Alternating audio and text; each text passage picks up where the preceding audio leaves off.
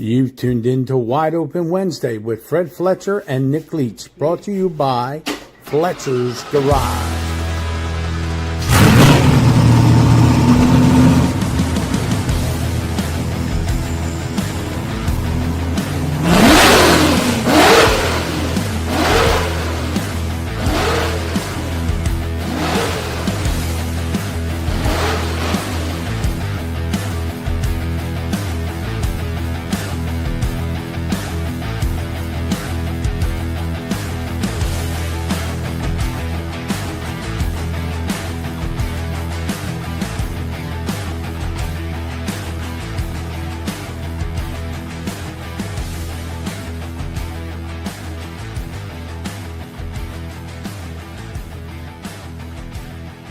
Buckle up, boys and girls. This should be fun. And I mean fun. Well, all I can tell you is this. Welcome to Wide Open Wednesday. And if you got popcorn, start popping it because not only are we going to have some very special guests, there's going to be some very, very special guests at the end of this one. Fred's got a never mind. We'll save it. And we'll save it. We're going to jump right in here because I have two special people that are here. But first, we got to do this first. Let me bring their banner up here. Not that he needs an introduction. He does not need one, and neither does his son. So, but I want to do this first too. Wow, look how small that kid was, and look how young that guy was. And then we move forward, and that's when he was a racer. And, you know, you see Jason and you see Gil. Gil's just a legend. And let's bring Gil Hearn and Jason Hearn on here. I haven't talked to Gil in a long time. Gil taught me a lot of things when I was younger. And Gil can attest to this. I was skinny at one time when I raced a go-kart. So Gil can tell you that I was skinny, and Jason can tell you too. First of all, thanks a hell of a lot for you guys to come on here and be with us on Wide Open Wednesday. How you guys doing tonight? We're doing pretty good, Nick. We appreciate you having us on. Looking forward to the conversation. It's good to talk to you all week this week, planning for this. Well, I think Gil's just as excited. You guys are family. I mean, I remember racing go-karts, and you were a little guy then, Jason. And I remember one thing that your dad always told me. He said, if you're not having fun, you need to stop. He said, you got to have fun. He said, you got to have fun. And as long as you're having fun, you always enjoy what you're doing. Gil, it's good to see you, buddy. I haven't seen you in a while. Thank you. Thank you.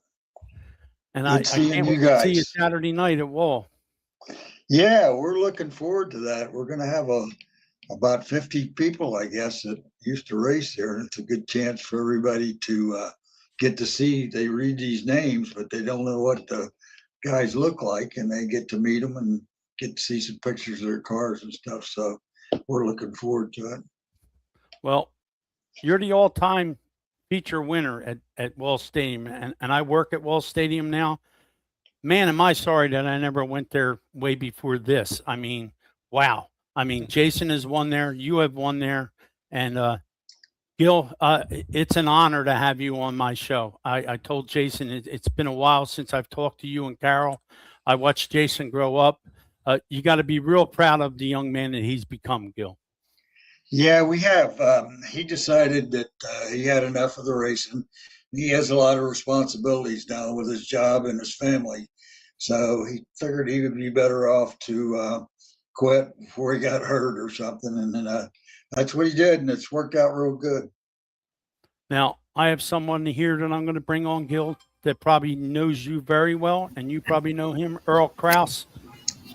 Hi, Gil. Hi, Jason. Hi, Earl. Hey, how you doing, guys? Okay, Earl, how you doing? What's Good. coming up on Saturday night? It's going to be pretty cool to have all these guys in one spot on Saturday night, correct? Yeah, talk about an all-star lineup, man. Anchored by Gil Hearn. Yeah, 101 career victories at Wall Stadium. And first one was 60 years ago in August 1966. So hard to believe. And Gil still looks the same. So, yeah, it's going to be great. Yeah, it's pretty neat to have somebody of his caliber to be able to come back to Wall and know that his name is in the book as being the leading feature winner. I spent a Absolutely. lot of time with him when I raced go-karts, like I said, and watched Jason grow up, and to have Jason win races there, and not only have Gil win races there. Gil, I'm going to ask you this question. Did you have a favorite car that you drove over the years? Did you have a favorite car? Boy, I don't know. When I started, we used to build our own cars. So I would have to think that they probably, I guess the right way would say, more proud of them. So it would have to be one of my first cars. I loved all the idea of everybody coming in there later and building cars. They certainly made them a lot safer because our cars wasn't very good.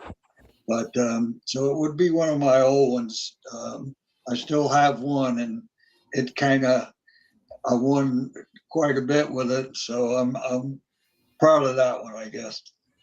Now, you were really, really good friends with Bob Roselle, and he recently just passed away. And I actually worked for his son-in-law.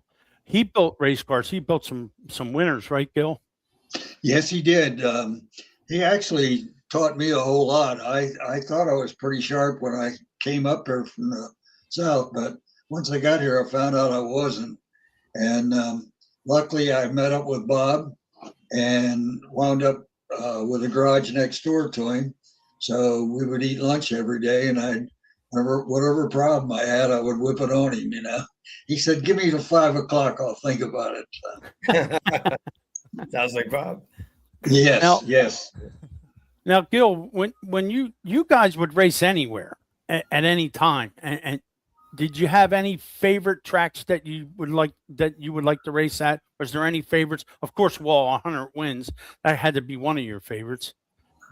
Yeah, Wall actually wasn't a favorite when I first started running there, but we ran basically, tried to figure out where we could make some money at it. So we tried to pick our races, and he did pretty much the same. So we bounced around a lot of different places trying to make enough money to survive. Now, Jason, when you decided that you were going to do this and after the carts and all that, how was it? How did people take you knowing that your dad was one of the best asphalt racers, I'll say, in the country? Did people expect more out of you than you thought because Gil Hearn was your dad?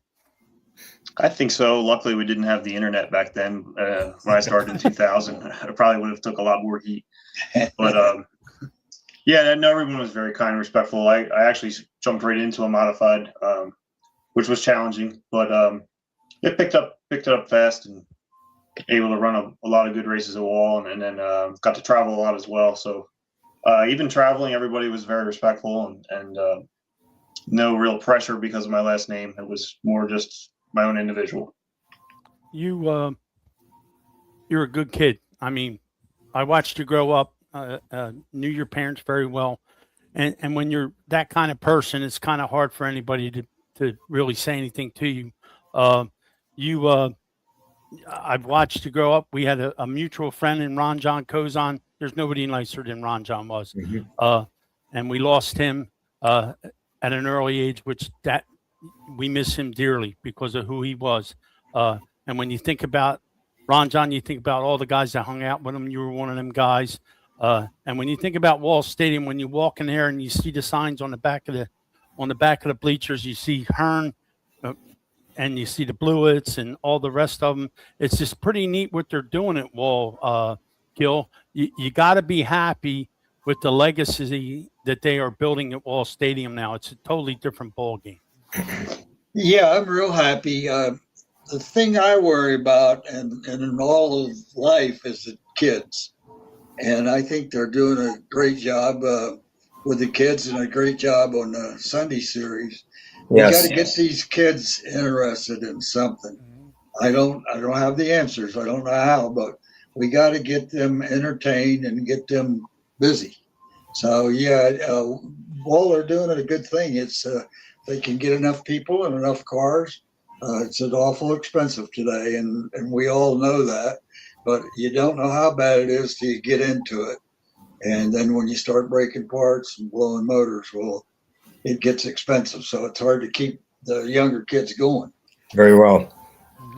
To add to Well- that a little bit, Nick, if you remember from our go-kart days and then the quarter midget days at Wall for the last 20 years, and then even the Sunday series, a lot of drivers that are currently running all over dirt and asphalt, and even maybe a cup champion, came from that small cars and from the area, and that's what has built the racing today. So if you don't keep that up, you might not build the racing for the next generation. Well, I have a guest that's coming on here that won driver of the week for us, and he's 10 years old, and he's won like 26 feature events in New York driving a limited sportsman car. So he's going to be our next guest. But yeah, Jason, I mean, back in the day when we used to go to Flemington and New Egypt with the carts, there was so many carts and so many people. And like, I knew Scott Ferris was at Wall Stadium. And a couple of weeks ago, I finally got a chance to walk up to him and say, "Are you the same guy?" And he said, "Yeah, I'm the same guy." And I'm like, "Wow!" And I remember all the time that your dad took with you, and the time that he took with me to make me go fast and win races. And yeah, it's just so cool. And then your mom and dad came to my wedding when I married Nancy, and Nancy says hello to you and Carol Gill. And Yeah, well, hello back. Yeah, Listen, one thing. Can you sing that song for us that you sung at your wedding? yeah, I probably could. It probably wouldn't be as good because I'm old now. That was but- Here, really I'll give him some of this and check back in about 20 minutes. Yeah, I sung my wedding song to my wife at our wedding. Oh, nice. And I gained a whole lot of friends, and a whole lot of her friends are like, "I can't believe he done that." And I just wanted to be different, like I am now. I want to be different, and to have you guys on my show, I have Earl every week, so we get to have Earl, our legend. Earl is with us every week, and I told Earl that you were going to come on. Earl, you got any questions you want to ask these two guys before I let them go? Well, real quick, Gil, you and I talked about this the other night about the car that you called Raggedy Ann, the old yellow coupe. And for our newer listeners who see racing today, of course, back then in the 1960s, when you were really just starting out, you were racing at a variety of tracks each weekend. New Egypt, when it was pavement, they call it Fort Dix Speedway, you'd run there on a Thursday night. You'd take the same car to East Windsor on Friday, a dirt track. Same car on Saturday, either Flemington or Wall. Same car on Sunday, either Old Bridge, which was pavement, or Nazareth, that was dirt. What was it like for you back then, with Raggedy Ann, that old coupe that you had from, 1963 to 1968? That was a good car for you. Yeah, it was. We wasn't as rich as what people thought we were. Right. And I learned this, a lot of it from Rosal, was we got to make the show and we Right. got to bring home some money, Mm-hmm. or we aren't going to be able to run the next week.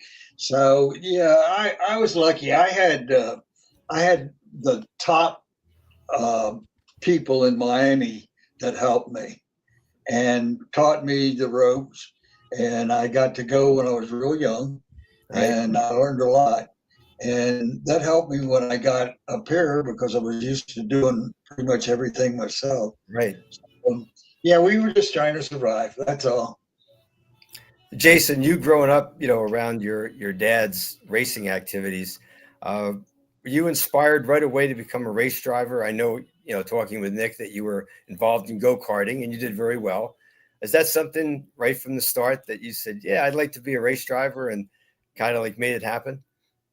Yeah, absolutely. I was at Wall from the week after I was born until the modifieds left when I was 12. Which was around the time we started racing go-karts. But yeah, from as early as I can remember, I always wanted to race at Wall, and I always just wanted to run one lap. That was all I really wanted to do. And we got to run a couple of races. Then you move the goalpost a little bit. You wanted to win a race. We got to do that. So standing there in Victory Lane, a place he stood at 101 times, is really special. Nice. Yes. It's amazing. And I had another name to this, Jason. A gentleman, of course, your dad knows very well, Jim Wolfe, who is a Hall of Fame member of the Garden State Vintage Stock Car Club. You drove for him in a orange number 12. What was that like, driving for Jim Wolfe, who's certainly one of the grand gentlemen in racing? Yeah, we ended in an orange 12. But we had many numbers, many colors throughout the years, as colorful as they could get. Jim Wolf is one of the greatest human beings I've ever met. He did so much for me. Yes. I drove for him for over 20 years. I think it's 21 or 22 years. And how many driver corner combinations in the area go that Right. long? Very few. Never had to. We never had to talk about what we were doing next year. We would just show up at the shop after Turkey Derby, just assemble the car, start putting it back together, and I just appreciate so much what he did for me. I never would have won anything without Jim Wolf and Jamie Wolf. Jamie Wolf was always right there with us. Right. Fantastic crew chief, and also a great coroner as well. So yeah, the Wolves are our family. They're amazing people, and I couldn't thank them any more than I possibly could. That's very nice. Now I got one name I want to add. Yeah, there you go. When Yeah, he that's good. started go-kart, a gentleman named Sam Russo come along. Oh, yes. And he said, when he gets ready for a stock car, I got one, I got a crew chief, and I got a truck. And Okay. he did let Jason drive it quite a bit. And that really helped. It got his feet wet. And Wow. by the time he got in a decent car, he had some laps under his belt. Very So, good. Yeah. Well, just like you, Gil, you said that Bob Rosal helped you out. There's a case of Sam Russo stepping forward to help Jason. You know, it like goes around, you know? Yes, it does. He really came through with us. All right, Gil, I have a question for you from Doug McGill. How did you end up with Old Armstrong, number one? How did that deal come about?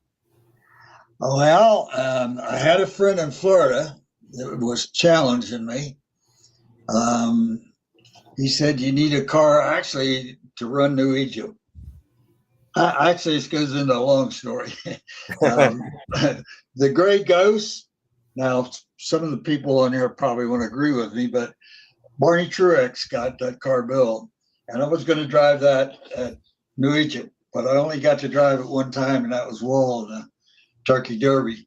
Anyway, this guy was challenging me. If you had a car like Jeff Bodine, could you win like him? So that was a tough order, but I couldn't. And he wound up buying. He had a couple drivers in mind, and they couldn't get in the car.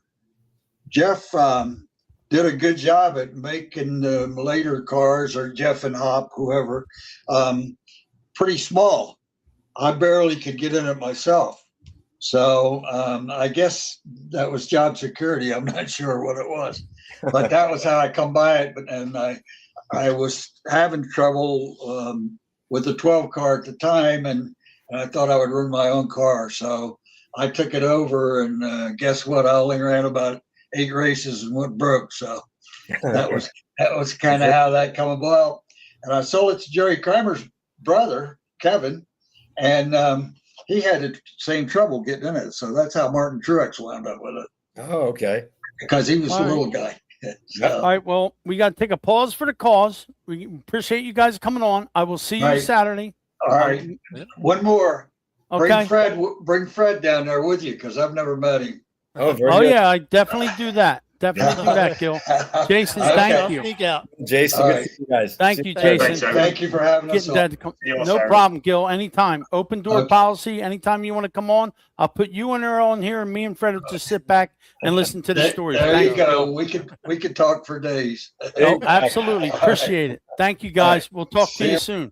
Okay, good All right, night. we're going to take a pause for the cause here. That was something special. That, like I said, I grew up hearing his name. Never really met him. This was like an I- honor to me. he big honor. taught me a lot of things, So- and they were all good. They weren't bad. They were all good. So we're going to go up here. We'll get rid of this banner here. When we come back, we are going to talk to the 10-year-old phenom from New York, and he's got a couple stories he can tell you. So we'll do this.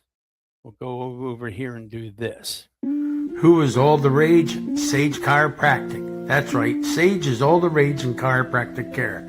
Dr. Carey and Dr. Mike will take care of you and all your back needs, and they specialize in other things too. Give them a call, 215-497-0700. They have all the equipment, all the stuff you need to get yourself in shape.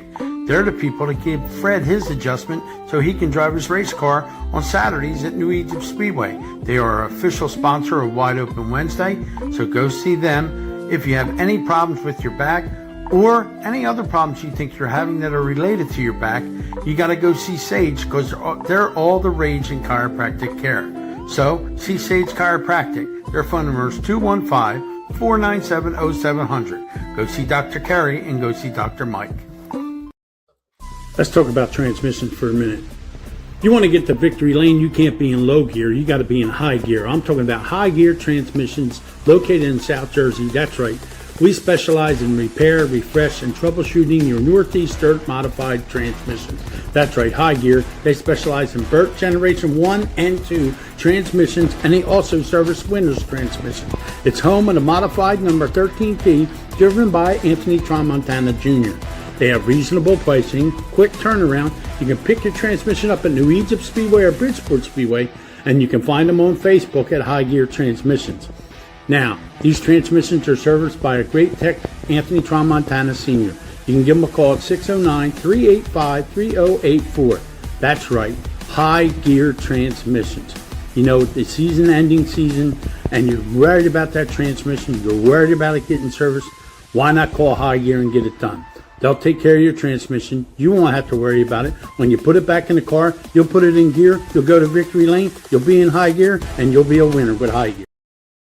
All right, let's do this. Uh-oh. Trouble has just entered the green room. But anyhow, let's do this. We'll go here. You know what? I've been waiting for this. What? It's been like, what, 3 weeks? 3 weeks. 3 weeks, 4 weeks. Let's give him his due here. Let's go down here, up here. This guy drives this car. He's a winner, but he's 10 years old. And let's bring him on. Preston, it's about time, Preston. Where you been? I can't hear him.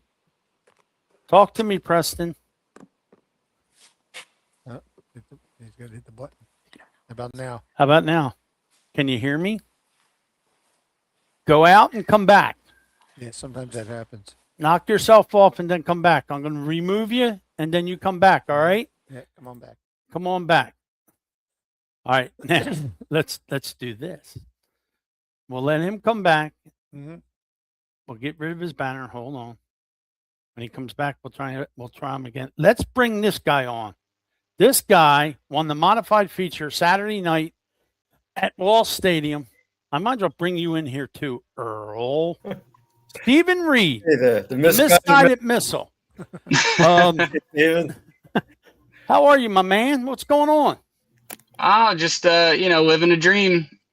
Now, you told me you wouldn't come on here unless you won Driver of the Week. Well, you didn't win Yeah. Driver of the Week, but you're I going to didn't win win- Article of the Week, I think. I didn't win driver of the week, but you did a hell of a begging, so I figured I had to. Steven, I'm pretty good at begging. Steven, I beg for food. You see how big my belly is. Yeah. But yeah, evidently, there's a couple butthurt people, and we got to sell tickets. We got to get fans in the stands, and you're the guy that could do that. Yeah, I mean, nobody else wants to play the game. Nobody wants to lead into being the villain. I've been the villain my whole life, so it's not really that hard to pick it back up and go again. You do well. There's a lot of people that can read between the lines. There's a lot of people that have fun listening, enjoy, the back and forth. Like Mileto said, you can get out of the car and thank your mom and dad, and by the time you're done doing that, nobody knows who your sponsors are because they're all scrolling on the phone and they don't care anymore. So, well, if you weren't at Wall Stadium Saturday night, Mr. Reed made a comment and it took off and it got the attention of some people, got attention of a lot of people, and it's probably going to put some people in the stands. I think this weekend's going to be pretty interesting for Legends Night, and you'll see it when it comes out. Pete, you'll be able to read it, and we may see Pete come on here a little later on. What do you think, Earl? You were announcing the race. What do you think? I tell you, I love the way Steve does his victory lane interviews. That's perfect. You know, an exciting racer on the track. Hey, those moves you made, Steven, was excellent, man. That had Gary and I going as announcers. So, but yeah, we love it. The way you work the crowd, and we said, you and I talked about this before, your misguided missile nickname, which really fits. But tell the folks exactly who that honors, all kidding aside, like what the background of that is. Yeah, so you know, when I grew up, you know, watching the modified tour, you know, obviously Ted Christopher, Mike Stefanik, John Blewett III, you know, Reggie was out there, Mikey Winisco, you know, a lot of guys, and one of the cars to beat was, you know, it was always Bob Garbarino's the 4, was always, and they always called it the Mystic Missile, Yep. and we were down in New Smyrna this year, and I was hanging out with Gary Larson, part of your team there, and we were just talking about old cars and whatnot, and I said, I would have loved to drive the Mystic Missile, but the closest I'll ever get to that is driving the Misguided Missile, and it just kind of stuck, you know. So Perfect. Yeah. I mean, you know, I've been called way worse, so I figured we could just roll with that one, you know. It just, you know, the same thing. It goes back to you know, the 15 times that you give the modified lineup during the night, you know, it's always just you know, the people don't even hear the sponsors, you know, they're, you know, you know, Gary goes on as the, you know, I don't know, Pete and Elda's Bar, GF United, County Line Auto Body, and it's like by the time you're halfway through, people are done listening to who it even is, you know. You know, the same thing. Like, you know, we're there to keep the people off the phone. We're there to, you know, create interest. And, you know, back in the day, everybody had a nickname. You had Gallup and Gil Hearn, you know, you had, you know, I mean, you know, Tony Siscone. I mean, we all called him Sizzle, but he had his fan nickname also, you know, and you had, you know, Hall and Harry Reid, and you had the racing school teacher, and you had this and you had that. It's all gone. They're talking about you know, going for whatever this throwback night is. You know, they should be sharpening their pencil and having a nickname for everybody. Yeah. You know, whatever it is, but you know, you got you know, Jarrett the Giant Tomato, or whatever his, you know, their nicknames are. You know, so you know, like I said, they got to be doing things like that, because you know, like me and photographer Petey talked, and you gotta stop the people from picking up their phone and scrolling. You know, you gotta keep the interest on the track.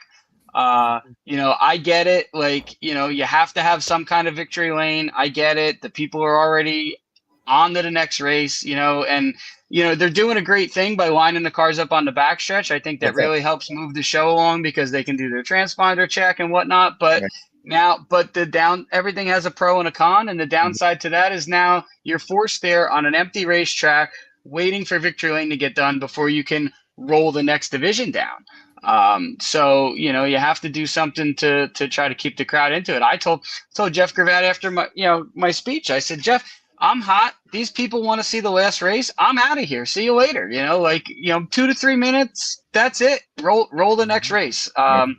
You know, the people who are in charge of pushing the show along, I'm not really sure who it is, but they have to, you know, they have to be on those cues. They have to have the next one loaded in the chamber. You know, if a driver gets out in victory lane and is kind of fumbling through, wrap it up and go on to the next. If they got something interesting to say, let them speak. You know, your new race director right there. That's it. You know, but like I said, so they're you know, it's all growing pains, and you know, like I said, there's matrices for all of it, and you know, Petey's got his finger on the trigger, and you know, whatever they come up with, you know, the thing is, we've run 6 races and they haven't done the same thing twice, because they're not happy with their format yet. And so they're going to keep trying things and moving things around until they get something that they like. And as long as the show doesn't go stagnant, then it'll keep people coming back. You know, when you get to the gate, when you come through the gates this Saturday, they're going to jam your phone. We should jam their phones when they come through the gate. What do you think, Steve? Yeah, right. I mean, you got to do something. Like I seen you know, so they had the oil down, you know, in the wreck there in the Sportsman, and I was spotting for a Sportsman driver, so I was in the stands for that. And like I seen some people that had some small kids and they were leaving. And I said to my wife, I said, you know, it's a shame. They should have some tickets at the gate there with the ticket takers. And like, you know, if you see some people with small kids leaving, say, hey, how come you're leaving? And if they're like, oh, they're restless or this or that, if they give the right answer, hand them a couple free tickets and say, I'm Right. sorry, this time wasn't that good. Here, come back on us, you know, as Yeah. opposed to, you know, somebody saying, oh, I went there, it took forever, this happened, that happened, because you can't predict the show, and you can move it along as best you can, but once the green comes out, you can't control what we do and who knocks the guardrail down and how long it takes to fix it and who's got to take an ambulance ride and what fan passes out in the stands and has to get another ambulance and delays the show more and more. You know, we didn't hit the track until 9:30. It was almost 11 o'clock by the time I got to drink my first beer. That's a big yeah, ask. Can't have that. And That's a crime. Yeah, I'm telling you. yeah, and that's a big ask from a show that started at 7:30. So, like I said, I know there's people in place to push the show along, and they may or may not know what they're doing, but you know, you got to find these things to keep it interesting. And if my victory lane speech helped them to, you know, get into it, then I'm happy to do it. You know, Good. I didn't get out of the car and overly, you know, egregiously attack anybody. I just, you know, Jeff asked me how the car was. I made a couple comments, and you know, he was telling me about your race. Well, I told him about the highlight of my race, and that was the end of it. Told him what I thought, and there you go. See you later. So, you know, the thing about me is, if anybody, you know, has known me for any length of time, if I said it about you, I'll say it to you. And if I said it to you, I'll say it about you. And that's how I was raised. So that's how we go. Yeah.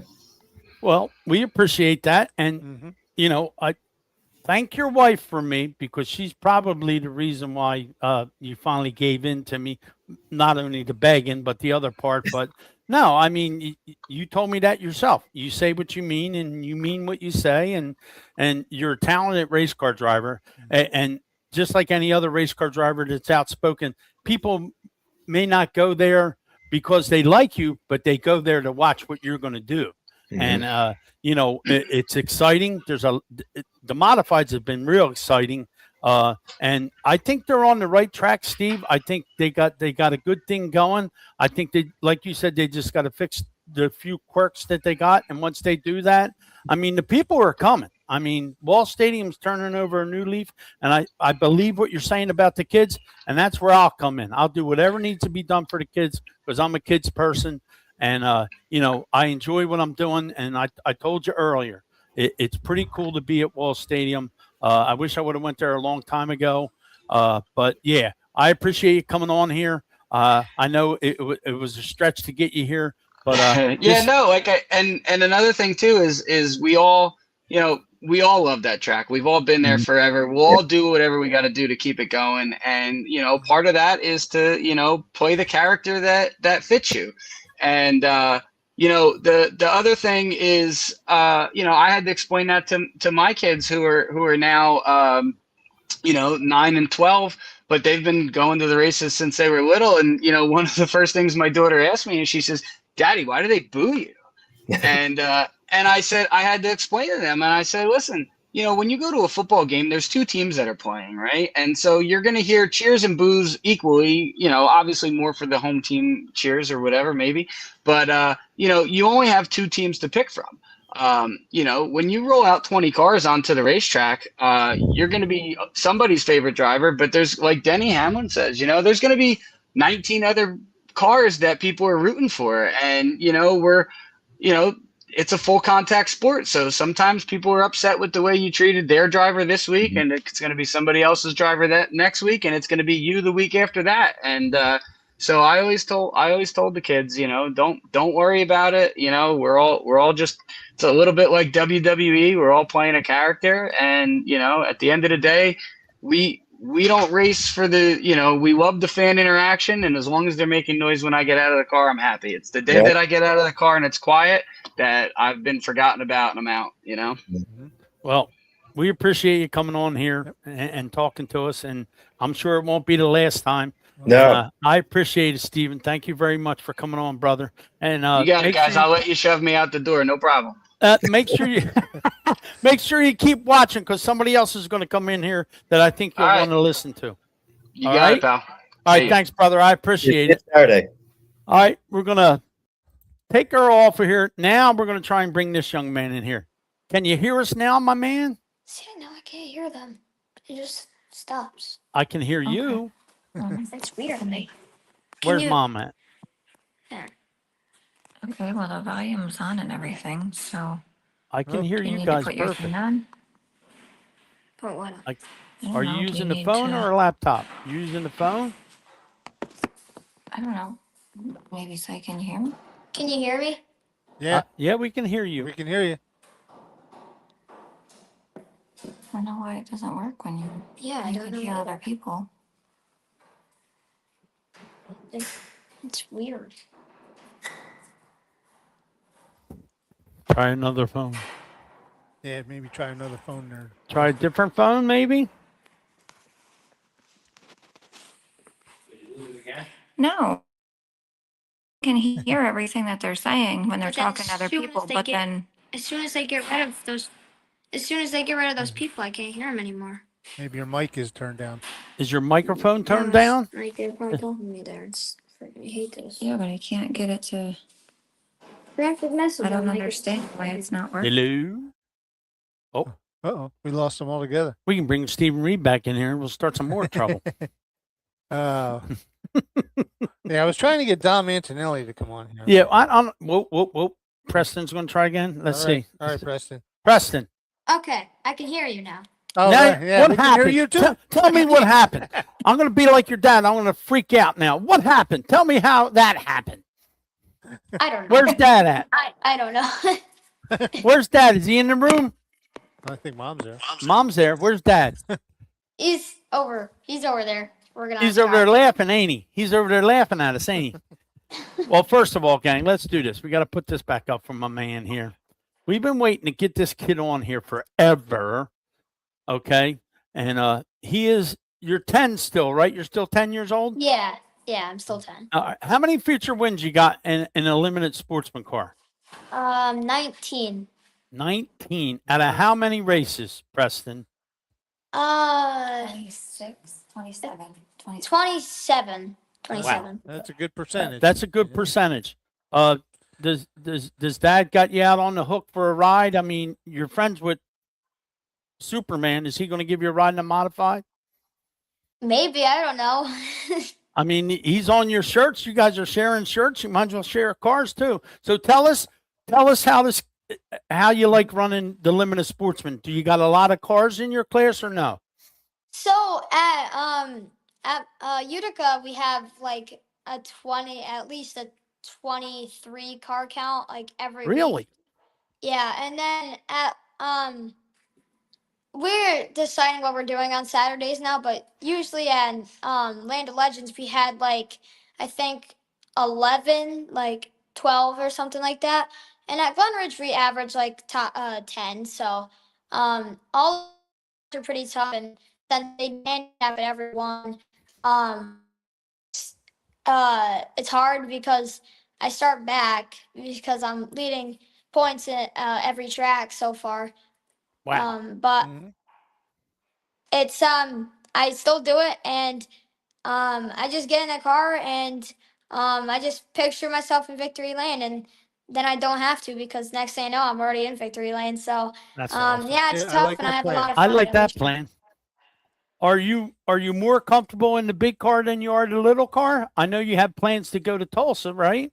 Yeah, I am way more comfortable in the big cars than our slingshots and the hyper junior sprints, and I don't know why, because we're going way faster than we are in those cars. But when I go into turn one, I feel right at home. But in these other cars, it's just like, what am I doing? Why am I going so slow? Now, is your dad still in the room? Yes. I want to ask your dad a question. Tell your dad to peek his head around the corner. Come here, father. Because your dad's an accomplished modified driver. Very, very well accomplished. Dad, do you get any flack from people telling you that he's too young to drive a big car?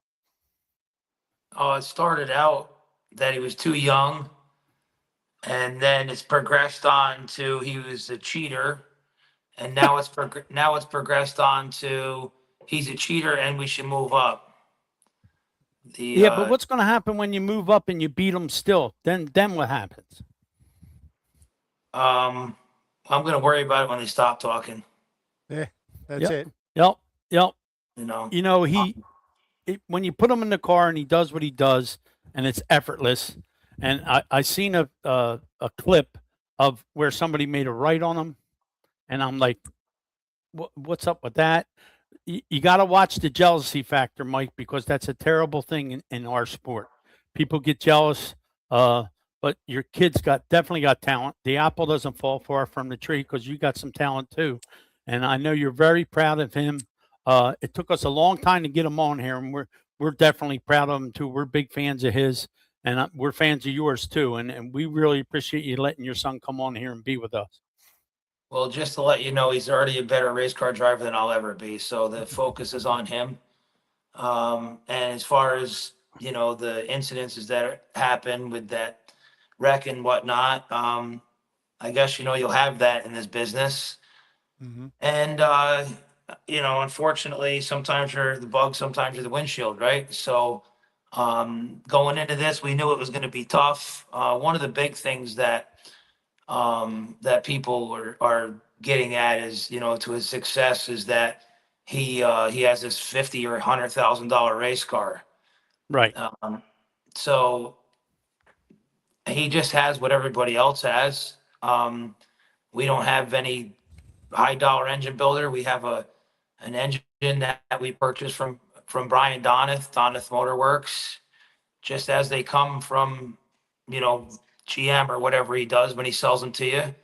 And all the rest of our parts on our car come from Bicknell or Burt, Winters, Schultz fuel cells, GME steering box. These are all just manufacturers that are making a product for everybody else. We've done tire samples and we've done everything. And, you know, Preston just finds his way to the front. I'm still trying to figure out how he does it so flawlessly and easily sometimes, but he's just my future. That's it, you know. Well, that's what it's all about. And people just they fail to realize that the racers are one in the garage. They complain about Shepherd. They complain about Friesen. These guys work on their cars constantly. This little guy's got his dad working on his car. That's his life behind the wheel of that race car. So you're not going to give him any junk. You're not going to give him anything that he's going to get hurt with. You want him to win just as much as anybody. And, you know, I've talked to your wife. We're like best friends now. I've texted her so many times. And he's just got natural talent. And sometimes people just can't grasp the thought that he's that good. I mean, you look at guys like Briggs Danner and Logan Watt and Colin Cox and all these guys just have natural talent. And we have James Blewett and a couple other guys at Wall Stadium where we race, and they just got natural talent. And people can't handle that sometimes, Mike. They get pissed off about it. Yeah. So one of my friends in this sport, I have a few I consider, you know, are friends. They're not. You know, they don't envy. I'm happy if they win, and they're happy if I win, or we're on the same track. We're on the same track at the same time, and I beat them or they beat me. At the end of the night, we compare notes and we laugh and joke about it, and go to each other's shops or whatever it might be. They tell me that that to keep Preston going, we need to keep him around the right people. Obviously, the farther we go with this, the more expensive it gets. The more the competition gets, and our interest is to keep the right people around Preston, and just obviously, you know, I've been around this since I was 8 years old. I've been around the dirt modified world, dune buggy days, and I've heard more people boo Brett Hearn, Matt Shepard, Stuart. You know, I've heard them boo more times than they've cheered for him. But those same people booing were the people that told their friend to go get him a T-shirt, right? You know, so they couldn't be. Right. They were too proud to stand by the merch trailer. So we're hoping that the people that we touched in this sport and Preston's touched in this sport and the unbelievable amount of followers he has already just continue to grow with us. And I guess the booze will come, you know, and the haters will hate, and the people that don't believe won't believe. But I mean, you know, he won his first race, right? We all won our first race. So Yep. he has a point. He has a reason. He's been proving it since he's been 5 years old. He's now 10. He's someplace in the 60s for career wins. None of them came easy. I mean, we ran with the slingshots. There was some serious competition there. We always went to the hardest tracks with the most amount of competition. We made the world finals every year from the time he was 7. They wouldn't let him run at 6. We tried, you know, and we're not trying to go places that there's no competition. We want to race him against better competition. And we check his times every week. And Preston will tell you about Monday nights, what we do on Monday nights after we most of the time race 3 days a week. And Preston will tell you about Monday nights, but Monday nights we watch the tapes, and the tapes are definitely not to show Preston what he's done right. What are they for? To show what I did wrong or what I can improve on.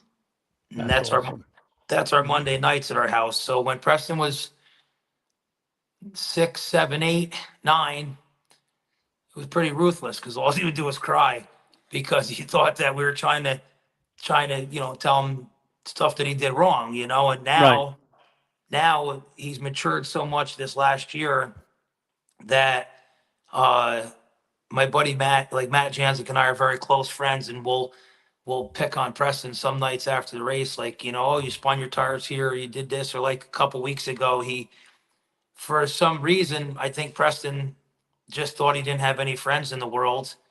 So he took the lead with about a dozen laps to go, and he made this friend, and it was the Uke tire. And he just couldn't stop giving him a high five every time he went by. We've all got that friend. So it was kind of funny that night as we were over and trying to straighten out the front end and the radius rods and whatnot, you know. And he went on to drive the car and win the race and just do things in the car so far that I can't do. You know, I mean, I'll openly admit it. I just can't do it. He's a better driver than I am already. Did you tell me you didn't need the left front? Preston, Dad, you don't need the left front. I'll lift it up off the ground anyhow. Yeah, that never matters. Left front don't matter. Left front is just there. It's a decoration. That's it. Oh, man. Right on, brother. Well, we appreciate you letting us have them. You can come on here anytime you want, Preston. Absolutely. Thanks, Mike. We appreciate you coming on and giving your insight. Just keep doing what you're doing. Preston, turn around and look at that guy behind you. That's the most important guy right there. All the people you know that you're affiliated with, that guy is the most important guy. He's never going to steer you wrong. He's always going to put you in the right spot. Trust me. He's the guy. Listen to what he tells you. Thanks, guys. We appreciate you being on here with us. And it's going to get fun after this. So thanks, Preston. We appreciate it. We'll talk to you later. Tell Mom I need a 2X and a 3X shirt. I'll tell her where to send them. You Hi, got Ma. it. Hi. All right, Mom. Thank you. Thank All you, right. guys. We appreciate it. Thank All right, you. guys. 10 years old. I'm telling you.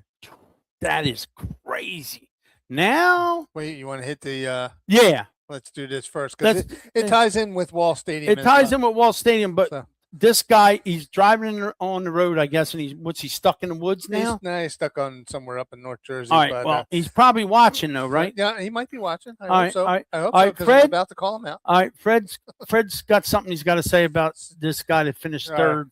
All right, go ahead, Fred. Well, everybody knows Dom the Bomb Antonelli. I got the Bomb Squad shirt on tonight, and I'm the big sponsor for Dom, and we've been following him for a few years at New Egypt, and he made the transition to Wall Stadium this year, and he's doing very, very, very well. And he is progressing every time he hits the track out there, and I'm so proud of him. I can't wait to see him in victory lane. And you know, he ended up third in the second feature last week, and he started out on the pole, so he's close. He's very, very, very close. It's going to get to closer. getting there. So I was thinking over there. There was one thing that he needs that's going to push him over to the top, and he's been lacking it. And I've been holding off on him, but I'm going to break it up now. So this is what he needs. This is what we've been talking about for weeks and months. This is the tire that Dom Antonelli needs on his 88, the Fletcher's Garage 88. This is the Mucho Macho tire. We talk about this a lot. And so I got one today, and I'm going to show him. So Dom, we're going to, as your sponsor, I'm going to give you a set of Mucho Macho tires.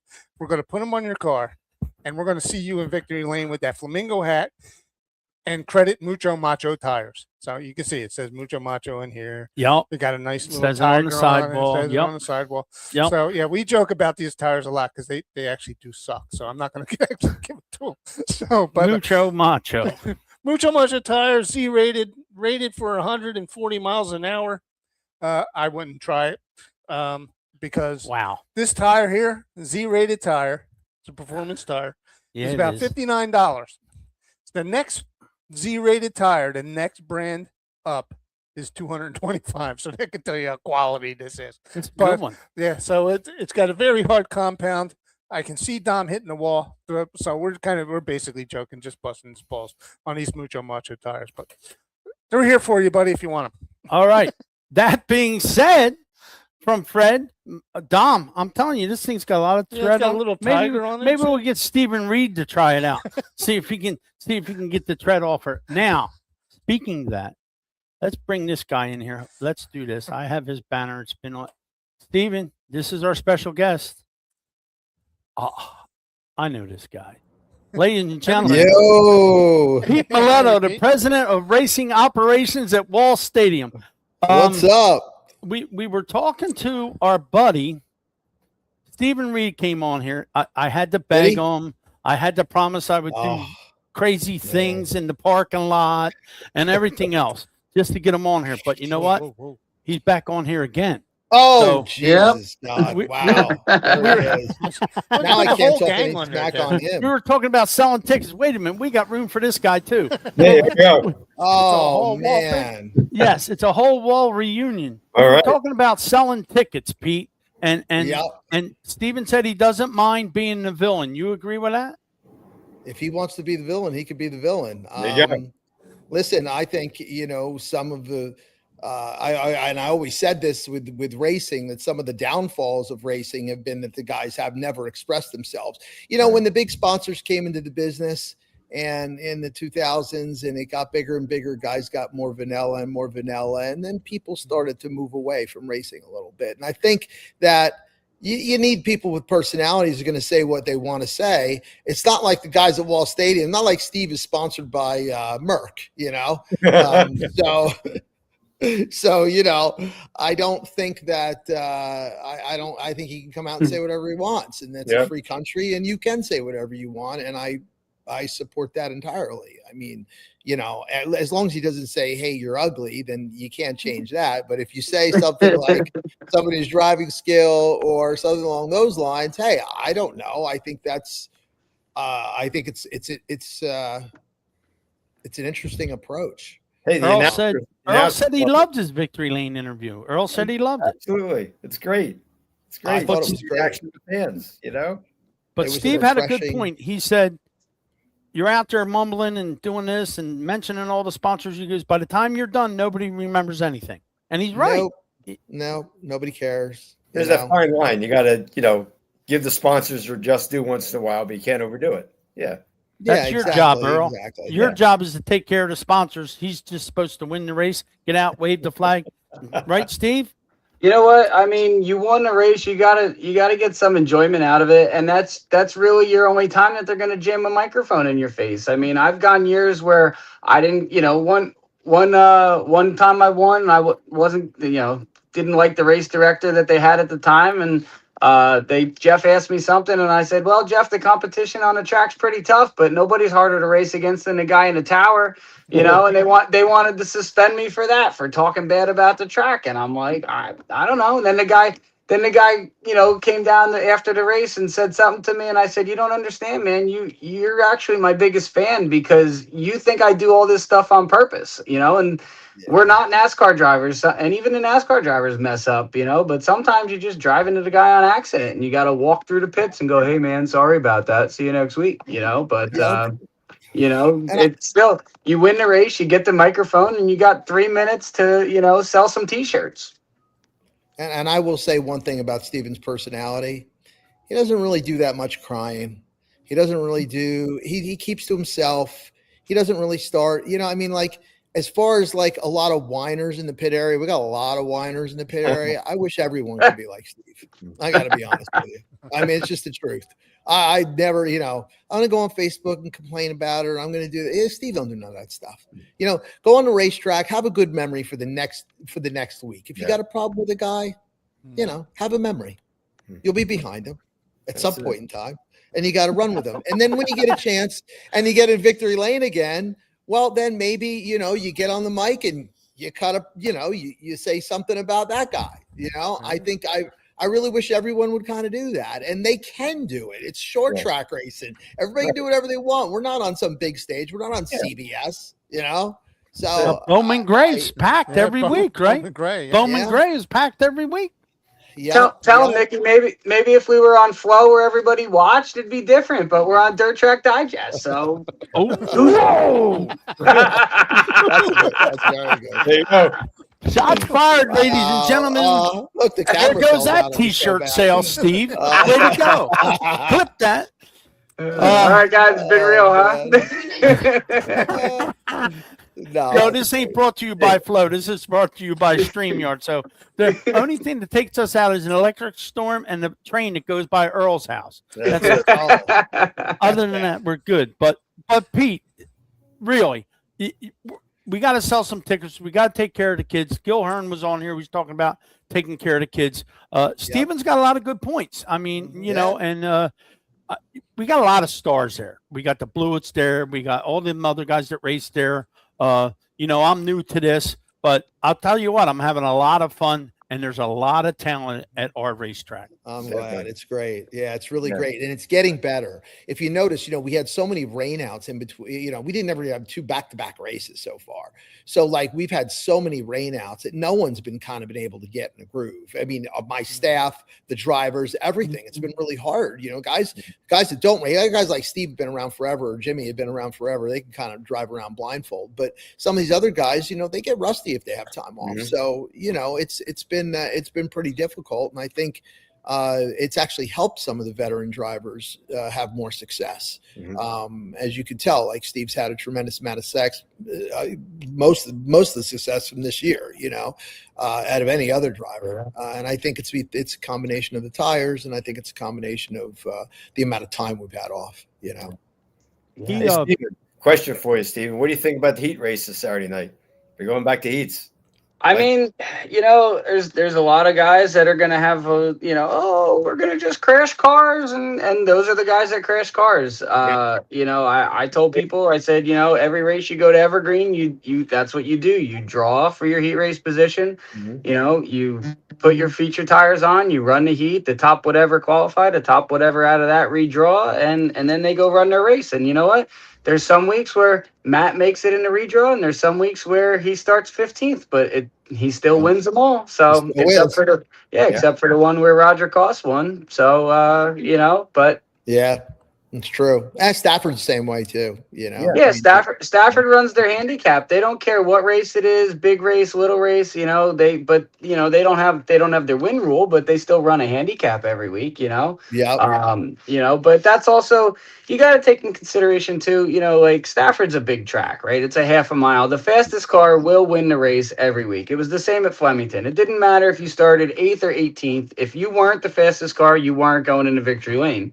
And, where Wall's a little different, it's a short track. It's, same thing like Bowman Gray. You're not going to start 18th at Bowman Gray and come ripping through the field. So that's why we don't run a handicap. We do a redraw, mix it up, and we have the win rule too. So that, we don't keep the guys starting up front and then, getting the fans disgruntled that the same guy wins, from the front all the time. So, I mean, if I had Blake's luck in drawing, then I wouldn't want to win rule either. But me, I always, if there's 12 in the bucket, I'll tell you what number I'm pulling. So, but like I said, so every track, you can't mimic every track because every track is different in all, circumstances, but you can certainly try it once in a while. And, like I said before, the fact that we really haven't done the same thing twice just shows you how committed they are to trying to find the perfect formula. And, it's a give and take between what the drivers want and what it is to, for the show, because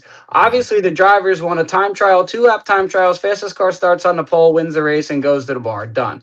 And, but what is that for the fans? And at the end of the day, if nobody's coming through the gate to help pay the mortgage, then I don't have a place to play. So, Yeah.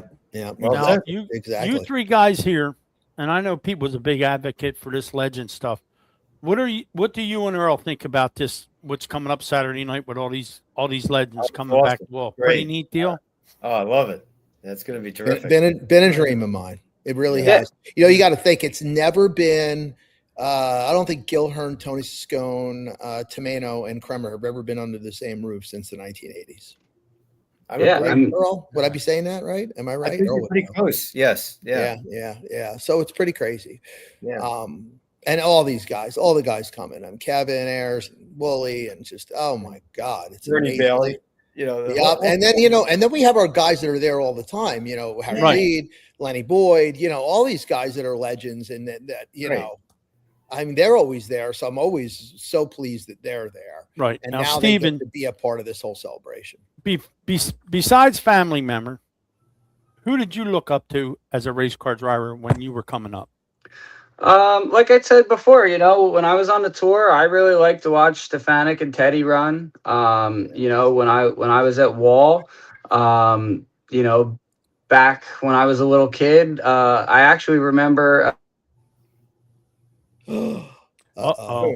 His wife must have hit him with a frying pan. Yep. Yeah, I think so. As soon as he didn't quickly say my dad, Harry Reid, so Harry pulled the plug. Yeah, Harry was standing like, behind oh, him really? oh, yeah. Oh, really? Yep. There you have it. He'll come back.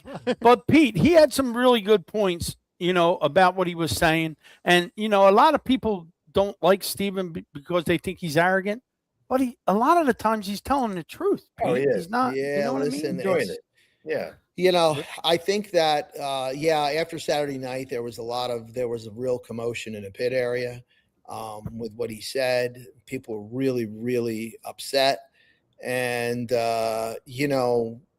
racers are racers, right? So if you say something bad about their racing, you may as well just say something bad about their mom because they take it the same way, Right. So listen, everybody's just gotta calm down. People Absolutely. it's so funny. I took over the racetrack, and one of the things that I noticed with a lot of the people, I haven't been involved in this level of racing from a management side, that everyone just takes everything to such heart.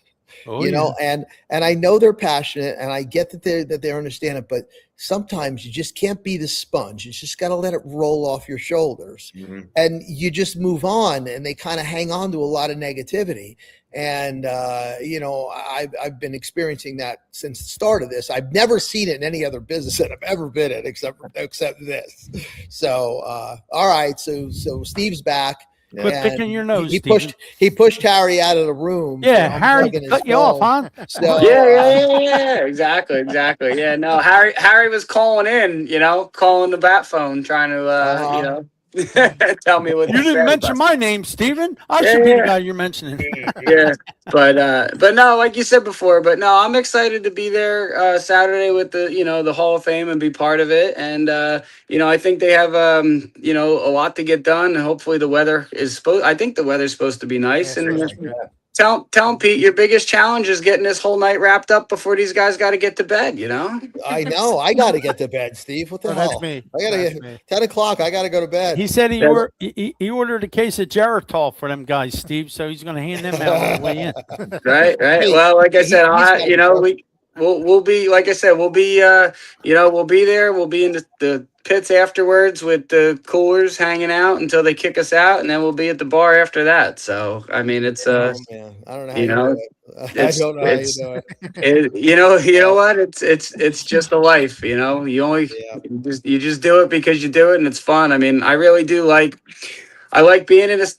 I park where I park because we always get the rush of everybody coming into the pits. And they might be walking by, yelling at you, or they might be walking by, coming to get an autograph and buy shirts, but they're always walking by. So I like to be there. I like to be in front of everybody. And you really get to interact with them after the race, and that's why like I look forward to early nights for that, because you'll get more and more foot traffic in the stands or in the pits, and the more foot traffic you get in the pits, it seems like the more of those people come back the next week. Yep. Well, Yep. Pete, I think you guys you're doing a great job. I hope yeah. that after the season's over, the people that you're taking care of the track for let you keep it for many years to come. I think that once we get rolling here and Mother Nature cuts us a break and gets off her broom, I think we really got something good going. I think the people are enjoying it. Everybody I've talked to are looking forward to coming to Wall Stadium on Saturday nights. I know I do. I got to get Fred to come out there. And talking to Gil Hearn tonight, it was pretty cool to be able to talk to him and Jason. Gil asked me to come, so I'm going to go. Yeah, see, Gil invites him and he comes. So, but guys, thanks for coming on. We're going to wrap this up real quick. Steven, I will come see you Saturday because I have to interview you because you won the week before. I'll tell you my T-shirt size. Make sure you have one for me. All right, Nikki, just keep your hands where I can see them. All right. But look, I'll keep them clapping. See, he told me that Saturday night, Pete, that I gotta have my hands clapping because of that young girl I have with me riding in the cart. What's up with that? Yeah, that's right. That's right. Yeah. Yeah.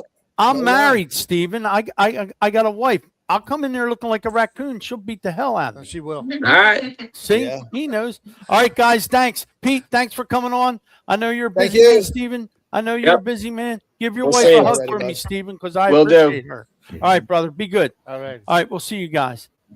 All right, we got to bring this guy in here That real was fun. quick because if we don't, Earl will get really upset if we don't bring his son in here. Billy, Hey, Billy.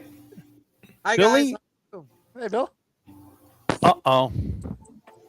Talk, Billy, because I didn't hear you. Hi, guys. How are you? We're good, Billy. What are you doing? It looks like the sun's shining where you're at. Well, it's actually a little bit cloudy. I did hear a couple rumbles of thunder, so I'm hoping that we don't get any more thunderstorms this evening or later tonight. Yeah, we had a couple big heavy storms come through yesterday, and it's nice and breezy out, so I figured why not take a little night outside and enjoy it. Earl, answer that question, please. What's the post-race bar after Wall? It's Mulligan's. Okay. You go out the back gate to Hurley Pond Road, make a left, and go about 2 miles, maybe a little longer, right up Hurley Pond Road. And then you come to a county road. It's a T intersection, and Mulligan's is right there. If you keep on going right across the T, it's a stop sign. You got to be careful. Go right into the Mulligan's parking lot. That's the place to go after the races, especially. And how does Earl know every this? weekend. Earl's I been know at by the bar. reputation. By reputation. Okay, Earl. Okay, I'll let you slide. Billy, this week in racing, let's go. Tell me what you got. Well, we had a couple big moments happen 30 years ago at the second Talladega race in 1996. Jeff Gordon ended up winning that race. It was a race that ended short because of weather, but also ended short because of darkness. But that race is also famously remembered for Dale Earnhardt's serious crash that he had on the front straightaway. As you know, he ended up breaking his sternum in that accident and ended up the following week winning the pole at Watkins Glen. As you know, that was a really big comeback in NASCAR history. Also this weekend, this past week, we had Scott Ray back in 1999 winning a IndyCar race of all places, Dover. Yes, for all the open wheel fans that may have not known that Dover actually had a I didn't know couple that. races back in the day. Yeah, who would have ever thought that we'd see Indy cars flying around on the famed Monster Mile? But yeah, IndyCar actually visited the Monster Mile a couple times. Last week was also the anniversary of Dale Earnhardt's win at the 93 Die Hard 500. It was emotional because that was the first race at Talladega just a couple weeks after Davey Allison passed. And it was also historical because it was one of the closest finish in NASCAR history when they switched over to electronic scoring. So that was a big thing. And we do have a couple birthdays this week. The one that was able to get the big one, the late great Justin Wilson, celebrated a birthday this past week. As you know, unfortunately, we lost him at Pocono, going on 11 years in August. Yeah. Real tragic event. That was also a very good race. I actually happened to be there because it had a lot of lead changes and stuff like that. And also, who would have thought that we would see 6 wide going down the front stretch at IndyCars going at Pocono? As you know, Earl, me and you, we both love Pocono, and hopefully one day we can come back to Pocono. Also, this week, Bill Elliott ended up winning the second race at Pocono that season. That was also famously remembered for the big wreck that happened in the one straightaway between Steve Clark and Dale Jr. That was a real wild wreck that took out several sections of the guardrail. And then also the following week, Bill Elliott ended up winning the Brickyard 400. As you know, Austin Bill from Dawsonville, a talented racer and a legend in racing. So that's a little bit of the this week in motorsports.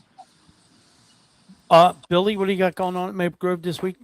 Well, this weekend, after a very successful Super Chevy Showdown that we had this past weekend, we had a huge turnout of racers from Friday to Sunday. We're going to return to our bread and butter this week. We're going to have a Friday night test and tune with gates opening at 4 o'clock with racing 5 to 10. And then we have 2 ET Series races on Saturday and Sunday. So if you want to see some of your best local drag racing in the country, come on out to Maple Grove Raceway. And we look forward to seeing everyone this weekend. All right, Billy, we appreciate you coming on. We had a packed house tonight, Oh, Bill. what a good show. We had legends. We had Earl, who's here all the time. We had Gil Hearn, Jason Hearn. We had Stephen Reed. We had Pete Miletto. We had Mucho Macho Tires. Now, for anybody that doesn't know what happened with the Mucho Macho Tires, This is funny. this is the best right here. I believe. Where did I put that at? But this is the reason why there's a Mucho Macho tire. And Dom, the tire rule is you have to run the Mucho Macho tires. I know Earl doesn't know what that's about. I know what that's about. Fred, would you like to relate about the Mucho Macho tires? Yeah. They will be on sale. Fred's going to be selling them. Yeah. I always say when I do my show that I won't sell crap tires. Okay. I was trying to price out a Z-rated tire, and I went on my distributor's website. So I'm looking, and the number 1 tire, and it was like $58. Yeah, $58 a tire. It's called the Mucho Macho All Season Radio. That's like as off-brand as you can get. I'm like, who the hell would put that on their car? A Mucho Macho tire. The next rated tire was like $265. So tell me how good that Mucho Macho Yeah, tire but is. if you get the Mucho Macho tire, do you get to dress up like Randy Macho Man Savage? Yeah, you could do that, or one of the Village People, or whatever you want to do. Clip that. Get Dom be a cowboy. Oh my God, I could see Dom dressed up as one of the. Never mind. This is going way off base here, and I ain't even had no bourbon yet. I'm drinking coffee, Earl. Yep. My coffee. So, but yeah, that's great news, Earl, about Wall Stadium. And Billy, this is for you. Wait a minute. This is for you, Billy. Great job announcing at Super Chevy. People were there. Donna and Dog were there. So see that, Billy? People love you here on Wide Open I Wednesday. think my buddy Fran was, Scott and I's friend, buddy Fran was running his '56 Chevy down there. Fran Gould. See that? So I saw a clip on that. That was cool. All right, Billy. Till next week. Stay out of trouble. No aliens. All right. See you all next week, guys. Thank you, everyone, for all the great comments that were at Super Chevy this past week. I look forward to seeing you guys in the near future. As you know, I plan on being the voice of Maple Grove Raceway for many, many more years to come, and I always look forward to coming on Wide Open Wednesday with you guys. Absolutely. Thank you, Billy. We appreciate you, buddy. All right, Earl. If there was a better show, I can't think of one. Oh, it's great tonight. Awesome. Yeah, Yeah, really good. Yeah, I mean, Gil don't look no different. No. You know what I mean? And then, going to get to meet some great drivers at Wall Stadium. So if you're not doing anything, I was going to say when I I've grown up with Gil Hearn in the background, because we were dirt, and But my dad knows Gil Hearn, and I don't know, how personal, but just knowing the name and then having Gil Right. on our show tonight was such an honor to me. It means Yeah, a lot. yeah, to me. absolutely. And I can't wait to tell my dad tomorrow that I was interviewing Gil Hearn. He's Yeah, gonna be like, "Oh, absolutely. wow, cool. Absolutely. Now, don't forget, now, tomorrow is Thursday, so you know what that means, right? Need for Speed is back with Fred Fletcher, America's Mechanic, on WBCB 1490 AM, 107.3 FM, 9:30 every Thursday morning. That's right, America's Mechanic is back on BCB, right where he needs to be, thanks to you, the fans and the sponsors, and WBCB. So tune in Thursday morning at 9:30. I'll be tuning in. I hope you will too. We got to thank all our sponsors, everybody that participates with us here at Wide Open Wednesday. Oh, yeah. Got to thank Earl, as always. The legend is always here. Earl, Yes, you sir. are dark on the top side and light on the low side. So I don't know if you're missing a light, but you're real bright. You're Mood- dark. You're Mood lighting. you're dark up top, and Oh, okay. yeah, you're not real bright like you usually are. I mean, you're always bright, Earl. You're I the was going to smartest say guy he's in the still room. bright. I'll have Yeah, to check but- that out. There you go. Yeah, where's the wife at? Let's get her on Yeah, that. get Pam in there. And Get straighten Pam in shit there out. to straighten you out. So, How's that for future somebody's got a reference? question for you, Fred. How's the mom? My mom is good, Dan. Yeah, I was talking to her earlier, and she's doing good. Dad is in and out, and he's going in Friday for another procedure. Hopefully that fixes him for once. He keeps fighting it. So, but no, Mom is doing well, and surprisingly well, and from what she came back from. So thank you for the thoughts and concerns, and I'll keep you informed on it. All right, Earl. Tomorrow, Need for Speed. Yes, indeed. 9:30. Hopefully, I Right. won't be too busy, and I'll be able to call in tomorrow. I didn't call in last week, and Nick got a full thing going there, and yeah, we'll try and break it up tomorrow. But we appreciate everybody being on here. Thanks to everybody that came on. As always, Yes, Earl, sir. you're a mainstay here, Oh, yeah. and I can't wait till Saturday. Now, Earl, you and Lee Greenwood and Jesus, you and Lee Greenwood are going to interview the legend guys Oh, for the yes. people, right? And our colleagues, Gary Larson, Gary Larson. Nick Cravat, Okay. Nick Leach, we'll all be around. I'm not going to interview none of them because I don't know none of the stats or anything. That's on you guys. I'll be filming stuff. Yeah, You can we'll still be, talk shit. we I can want to still give a talk shout junk. out too. Jim Murdoch is going to have the crew there from News 12. They're going to be doing the show down at the shore. Oh, That's that's the cool. show Jim does about Right. all special events at the Jersey Shore. It's up for 4 Emmys, by the way. And but they're going to be there doing interviews with us. They're going to be taking crowd shots throughout the evening, showcasing the racing at Wall Stadium. And it's going to be, again, that show down at the shore. Yeah, I watch it all the time. Yep. Yes. So I was talking to Jim just before I came on tonight, and he is very excited about presenting Wall Stadium That's cool. to that venue. So it just gets better and better at Wall. And we're finally going to get 2 weeks in a row of racing. So it's going to be excellent. Keep your fingers crossed. Yeah. Yes. Keep everything crossed. All right, Earl, we're going to let you go. We're going to sign off, and we will talk to you tomorrow morning. Fred, we'll see you in the morning. Okay. All right, brother. Alrighty. All right. Thanks, everybody. Thanks for tuning in. Have a great rest of your week. And don't forget, if you're in the local area, 9:30 tomorrow, Need for Speed. Tune in for Fred and Earl and me and Nick. 1490 AM, 107.3 FM, or www.wbcb.com. There And you we go. got to give a special shout out to Erin Burke. She's like our #1 fan now. So Yeah. thanks, Erin. I do We have a appreciate card it. for you, Aaron, so you got to stop by. Yeah, he has a card for you, Aaron. So go by and get your card, Marty. And Aaron, Fred's signing them, and he's got them waiting for you. All right, gang, we're signing off. Talk to you later. Earl, have a good night. All right, we're going to end this. I'm going to show you.